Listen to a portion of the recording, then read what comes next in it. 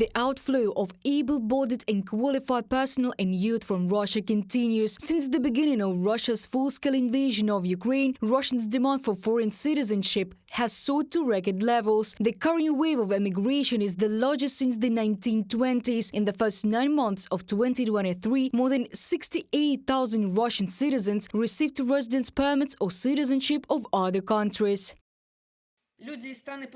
People are trying to immigrate from the country, just like men who are subject to conscription. All in all, they don't want to mobilize the front. Naturally, people who disagree with politics are trying to leave. I don't know, at least for the sake of giving a future to the children. Also, people who realize that the economic situation will not be favorable in the future, especially small and medium-sized businesses. Almost immediately after the start of a full-scale war, leading scientists began to leave Russia. At least 2,500 scientists cut ties with Russia. It is much more difficult to do science, participate in international collaborations, publish in scientific journals and gain access to equipment under the sanctions.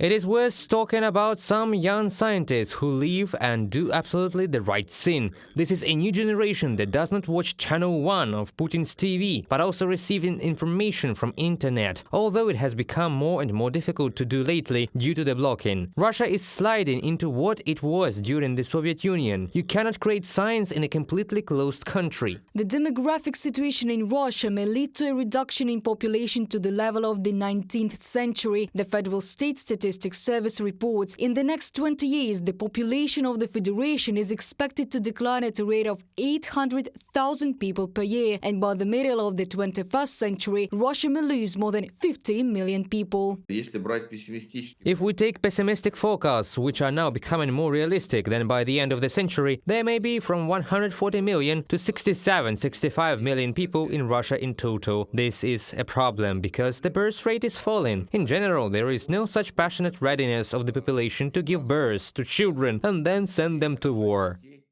But the Kremlin regime does not seem to notice the demographic catastrophe. Thus, Foreign Minister Sergei Lavrov called the emigration of hundreds or thousands of citizens a purging of Russia. He says that people who left the country after the start of the war against Ukraine do not feel involved in the Russian history and culture. Although by the end of 2023, Russia lacks almost 5 million workers, unsatisfied labor demand has already become a factor that slows down economic growth.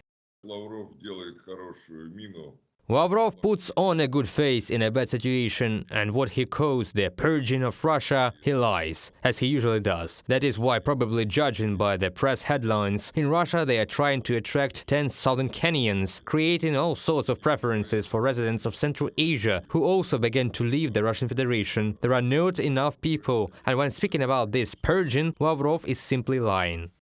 The program for the resettlement of compatriots within the framework of which Russian citizenship is offered to immigrants from Russia living abroad, as well as their descendants, is rapidly losing popularity. Migration growth decreased by 15% in the first half of 2023 compared to the same period of the previous year. Reported by Diana Kolesnik, Yulia Biel, UATV News.